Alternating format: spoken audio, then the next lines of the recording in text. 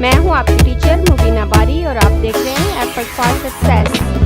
मज़ीद वीडियोस और अपडेट के लिए आप हमारी वेबसाइट विजिट कर सकते हैं। उसके अलावा आप हमें हमारे फेसबुक पेज पर भी फॉलो कर सकते हैं। पिछली क्लास में हम शेप टूल पे बात कर रहे थे और आज भी हम शेप टूल पे ही काम करेंगे। अगर हम शेप टूल की प्रॉपर्टीज को काउंट करें तो टोटल 24 प्रॉपर्टीज हैं, जिसमें से 14 प्रॉपर्टीज को हम पिछली क्लास में देख चुके हैं और बकाया 10 प्रॉपर्टीज को हम इस क्लास में देखेंगे। अपने नेक्स्ट ऑप्शन को समझाने के लिए मैं एक रेक्टेंगल ड्रॉ कर लेती हूँ और रेक्टेंगल ड्रॉ करने के बाद मैं इसकी कॉपी ले लेती हूँ और मजीद एक और कॉपी ले लेती हूँ। ये मैंने टोटल इसकी 4 कॉपीज ले ली और उसके बाद मैं इसे पिक टूल से सिलेक्ट करके वेल्ड कर दूंगी और वेल्ड करने के बाद इसे कंट्रोल क्यू से कन्वर्ट टू कर्व कर दूंगी और उसके बाद शेप टूल में आऊंगी। तो शेप टूल में आने के बाद क्लोज टू कर्व तक हम पिछली क्लास में देख चुके हैं। हमारे पास नेक्स्ट ऑप्शन है स्ट्रेच और स्केल नोड। हम इसमें किसी एक नोड को भी पकड़कर स्ट्रेच कर सकते हैं या एक साथ ज्यादा नोड को सिलेक्ट करके भी स्ट्रेच कर सकते हैं। पहले मैं यहाँ एक रेक्टेंगल लेती हूँ और इसे कन्वर्ट टू कर्व करके शेप टूल पे आती हूँ और अगर मैं इससे एक नोड को सिलेक्ट करती हूँ और सिलेक्ट करने के बाद आप देखें ये ऑप्शन शो हो गया। मैं इस पे क्लिक करती हूँ और क्लिक करने के बाद अगर मैं इसको पकड़कर यहां से ड्रैग करूं तो आप देखिए यही नोड स्ट्रेच हो रहा है, बकाया नोड अपनी जगह पे कायम है। अगर मैं इसे पकड़कर अंदर की तरफ ड्रैग करूं तो इसकी शेप चेंज हो जाएगी। अगर मैं इसे यहां से पकड़कर इस तरफ ड्रैग करूं तो इसकी शेप डिफरेंट आएगी। अगर मैं इसे इस तरफ ड्रैग करूं तो डिफरेंट आएगी। इसे मैं जिस शेप में चाहूं रख कर एक नई शेप बना सकती हूं और उसे यूज कर सकती हूं और इसमें कलर भी फिल कर सकती हूं। और अगर मैं ज्यादा नोड को एक साथ पकड़कर स्ट्रेच करना चाहूं तो मैं वो भी कर सकती हूं। उसके लिए मैं अपने इस ऑब्जेक्ट को सिलेक्ट करूंगी और सिलेक्ट करने के बाद मैं यहाँ पे ऐड नोड पे क्लिक करूं तो ये मैंने कंबाइन किए थे, इसलिए ये एक ही ऑब्जेक्ट हैं, तो इन तमाम के दरमियान में एक नोड आ गया। उसके बाद अगर मैं इन्हें ऊपर की तरफ स्ट्रेच करना चाहती हूं तो मैं ऊपर वाले तमाम नोड को सिलेक्ट करूंगी और सिलेक्ट करने के बाद इस ऑप्शन पे क्लिक करूंगी तो अब देखें ये बॉक्स मेरे पास आ गया। बॉक्स मेरा हाफ ऊपर वाले हिस्से में है। अब अगर मैंने इन्हें स्ट्रेच करना है तो मैं इस हैंडल को पकड़ के ड्रैग करूंगी, ना कि किसी नोड को। अगर मैं इसको पकड़कर ड्रैग करूं तो आप देखें ये स्ट्रेच होंगे और मूव भी होंगे एक तरफ को। लेकिन अगर मैं चाहती हूं कि ये दोनों एक साथ दोनों तरफ मूव हो तो मैं शिफ्ट की प्रेस करूंगी तो आप देखें ये दोनों तरफ इक्वली मूव कर रहे हैं। और अगर मैं चाहूं तो इस तरह से भी मूव कर सकती हूं और अगर मैं इस तरह मूव करके इनको छोड़ूं तो आप देखें मेरे पास बिल्कुल एक अलग सी शेप आ गई। और अगर मैं पिक टूल लेकर सिलेक्शन को खत्म करूं तो ये देखें आप हमारे पास कितनी खूबसूरत शेप आ रही है। और अगर इसमें मैं कोई कलर फिल करती हूँ, मैं इसमें ब्लू कलर फिल कर देती हूँ तो आप देखें ये खूबसूरत सा डिजाइन हमारे पास आ गया है। अगर हम इसे कहीं यूज करना चाहें तो कर सकते हैं। मैं कंट्रोल जी करके वापस इसे ओरिजिनल हालत में ले आती हूँ और मैं दोबारा इनको सिलेक्ट करती हूँ, शेप टूल पे आती हूँ। उसके बाद नेक्स्ट ऑप्शन हमारे पास रोटेट नोड का है। अगर हम इस किसी एक नोड को रोटेट करना चाहते हैं तो कर सकते हैं। मैं एक रेक्टेंगल ड्रॉ करूंगी, इसे कन्वर्ट टू कर्व करूंगी। कन्वर्ट टू कर्व करने के बाद मैं शेप टूल पे आऊंगी और इस एक नोड को सिलेक्ट करूंगी। सिलेक्ट करने के बाद यहाँ रोटेट नोड के ऑप्शन को सिलेक्ट करूंगी। उसके बाद अगर मैं इस सेंटर को उठाकर यहाँ पे रखती हूँ और उसके बाद इसको रोटेट करती हूँ, आप देखें सिर्फ यही नोड मूव कर रहा है, उसके अलावा कोई नोड मूव नहीं कर रहा। और अगर मैं इस सर्कल को उठा के यहाँ पे रखूं तो इसकी रोटेशन थोड़ी सी डिफरेंट हो जाएगी। अब ये ज्यादा दूर तक फ्रीली मूव करेगा। इसे मैं जिस तरफ चाहूं मूव करके एक नई शेप दे सकती हूँ। और अगर मैं एक साथ इन नोड को मूव करना चाहती हूँ तो मैं कर सकती हूँ। मैं इसको सिलेक्ट करूंगी और इन ऊपर वाले नोड को सिलेक्ट करूंगी और यहां से रोटेशन ऑप्शन पे क्लिक करूंगी तो ये देखें सिर्फ इतने हिस्से में रोटेशन आ रही है। अब अगर मैं यहां से इनको रोटेट करती हूं तो ये इस तरह से मूव कर जाएंगे। अब अगर मैं इनको सिलेक्ट करती हूँ और यहाँ से रोटेशन पे आती हूँ और इनको इस तरफ को रोटेट करती हूँ तो ये इस तरफ को रोटेट हो जाएंगे। और अगर मैं इनको इस तरफ को रोटेट करूं तो ये मजीद इस तरफ को रोटेट हो जाएंगे और हमारे पास कुछ इस तरह की शेप आ जाएगी। मैं वापस कंट्रोल जी करके इनको वापस ओरिजिनल हालत में ले आती हूँ और उसके बाद अलाइन नोड का ऑप्शन है। अलाइन नोड के ऑप्शन को समझाने के लिए मैं एक लाइन ले लेती हूँ और अपनी इस शेप को उठाकर यहाँ पे रख देती हूँ और इस शेप को डिलीट कर देती हूँ। अब मैं इसको सिलेक्ट करके कंट्रोल क्यू करती हूँ और शेप टूल पे आती हूँ। अब आप देखें ये नोड कहीं पे है, ये कहीं पे है, ये कहीं पे है। अगर मैं यहाँ से अपनी गाइडलाइन उठाकर यहाँ पे लाऊं और इस पे रखूं तो आप देखें तीनों की अलाइनमेंट डिफरेंट है। अगर इस पे रखूं तो ये दोनों नोड थोड़े अलाइन हैं, अगर इस पे रखूं तो ये नोड बहुत नीचे है। और उसके बाद अगर मैं इनको हॉरिजॉन्टली अलाइन करना चाहती हूं तो मैं इन नोड को सिलेक्ट करूंगी।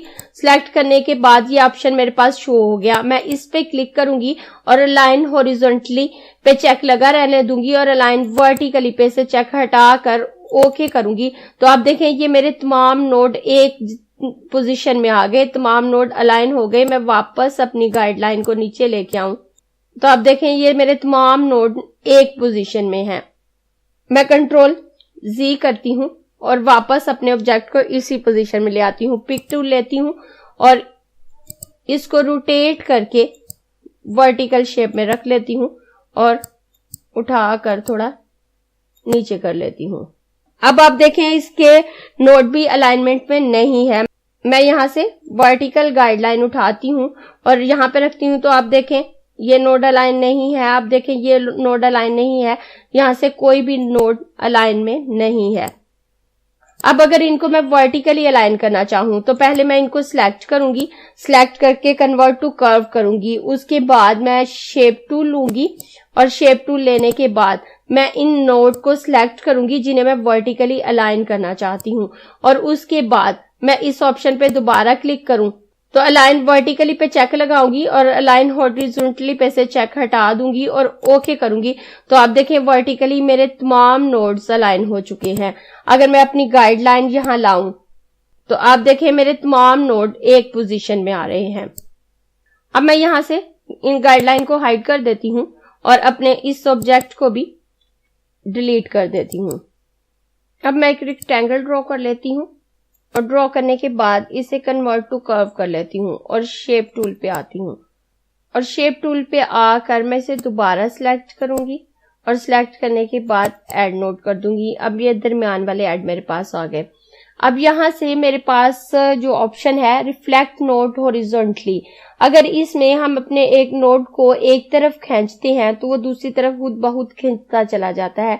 मैं अपने नोड को सिलेक्ट करके रिफ्लेक्ट नोड हॉरिजॉन्टली पे क्लिक करूंगी, अपने इस नोड को स्ट्रेच करूंगी तो ये दोनों तरफ स्ट्रेच होगा। मैं एक तरफ स्ट्रेच कर लूं जबकि ये दोनों तरफ स्ट्रेच हो रहा है। और अगर मैं इसे वर्टिकली स्ट्रेच करना चाहूं तो मैं अपने इन दो नोड को सिलेक्ट करूंगी और यहां से रिफ्लेक्ट नोड वर्टिकली पे क्लिक करके इस नोड को स्ट्रेच करूंगी तो ये इस तरह से दोनों तरफ से स्ट्रेच होगा। मैं अपनी इस शेप को डिलीट कर देती हूं और पहले की तरह 4 रेक्टेंगल ड्रॉ कर लेती हूं। अब मैं इनको कंबाइन करूंगी और कंबाइन करने के बाद शेप टूल लूंगी। उसके बाद इन तमाम को सिलेक्ट करके ऐड नोड पे क्लिक करूंगी तो ये दरमियान में नोड ऐड हो जाएंगे। उसके बाद मैं इन नोड्स को सिलेक्ट करूंगी और यहां से रिफ्लेक्ट नोड हॉरिजॉन्टली पे क्लिक करूंगी और यहां से पकड़कर ड्रैग करूं तो आप देखिए मैं एक तरफ ड्रैग करी हूं जबकि ये दोनों तरफ खींच रहे हैं। और अगर मैं इनको छोड़ूं तो इनकी शेप कुछ इस तरह से आ जाएगी और अगर मैं इनको ऐसे ऑपोजिट खींचूं और उसके बाद छोड़ूं तो ये इस तरह की शेप में आ जाएगा। और हम इस ऑप्शन को यूज करते हुए डिफरेंट शेप ड्रॉ कर सकते हैं। और अगर मैं वर्टिकली रेक्टेंगल ड्रॉ करती हूं और उसके बाद मैं इसकी कॉपी ले लेती हूं, कॉपी लेने के बाद से इनको सिलेक्ट करूंगी और सिलेक्ट करने के बाद मैं इनको कंबाइन कर देती हूँ। कंबाइन करने के बाद मैं इनको कंट्रोल क्यू करके कर्व करती हूँ और शेप टूल लेती हूँ। शेप टूल लेने के बाद मैं इनको दोबारा सिलेक्ट करूंगी और ऐड नोड पे क्लिक करूंगी तो इनके दरमियान में नोड आ जाएंगे। अब ये मैं दरमियान वाले नोड सिलेक्ट करूंगी और सिलेक्ट करने के बाद रिफ्लेक्ट नोड वर्टिकली पे क्लिक करूंगी। उसके बाद मैं यहां से एक नोड को पकड़ के ड्रैग करूं तो आप देखें ये ऑपोजिट डायरेक्शन में ड्रैग हो रहे हैं, और अगर मैं छोड़ूं तो मेरे पास कुछ इस तरह की शेप आ जाएगी। और अगर मैं इन्हें पकड़कर इस तरह से ड्रैग करूं तो ये इस तरह की शेप आ जाएगी। अगर मैं इन्हें इस तरह से ड्रैग करूं तो ये इस तरह की शेप आ जाएगी, और अगर मैं छोड़ूं तो ये बिल्कुल डिफरेंट शेप मेरे पास आई है। इस तरह से आप इन्हें डिफरेंट अंदाज में स्ट्रेच करके डिफरेंट शेप बना सकते हैं। और अगर मैं इनमें कलर फिल करना चाहूं तो मैं इनमें कलर भी फिल कर सकती हूं। मैं यहां से अगर रेड कलर फिल करती हूं तो आप देखें ये रेड कलर आ गया जो हमारे पास डिफरेंट अंदाज से मौजूद है और एक बहुत खूबसूरत इफेक्ट दे रहा है। उसके बाद अगर मैं अपने इस ऑब्जेक्ट को सिलेक्ट करके इसमें ग्रीन कलर कर देती हूं तो इसमें ये ग्रीन कलर फिल हो गया और ये बहुत खूबसूरत से इफेक्ट हमारे पास आ रहे हैं। मैं अपनी इन दोनों शेप को डिलीट कर देती हूं। अपने नेक्स्ट ऑप्शन को समझाने के लिए मैं यहां पे एक इलिप्स ड्रॉ कर लेती हूं और इसे आर्क में तब्दील कर देती हूं और इसी की एक और कॉपी यहां पे ले लेती हूं। अब नेक्स्ट ऑप्शन हमारे पास है इलास्टिक मोड। इलास्टिक मोड लेने से जब हम अपने ऑब्जेक्ट को कर्व में कन्वर्ट करते हैं और उस पर वर्क करते हैं तो हमारा वर्क ज्यादा फ्रीली होता है, ज्यादा अच्छे से हम मूव कर पाते हैं। मैंने अपने इस ऑब्जेक्ट पे इलास्टिक मोड को अप्लाई नहीं किया, जबकि इस ऑब्जेक्ट पे मैं इलास्टिक मोड को अप्लाई करूंगी। अब मैं इसको सिलेक्ट करके यहां से सिमेट्रिकल मोड लूंगी और इलास्टिक मोड को ऑन कर दूंगी। अब आप देखें जैसे ही मैं इन हैंडल को मूव करूंगी या इसे ऊपर की तरफ ड्रैग करूंगी तो इसकी शेप कुछ इस तरह से बनेगी। मेरे ये हैंडल भी मूव कर रहे हैं और उसके साथ ये हैंडल भी मूव कर रहे हैं। अब मैं अपने इस शेप की तरफ आती हूं और इसको सिलेक्ट करती हूँ। सिलेक्ट करने के बाद यहां से भी सिमेट्रिकल मोड लेती हूँ।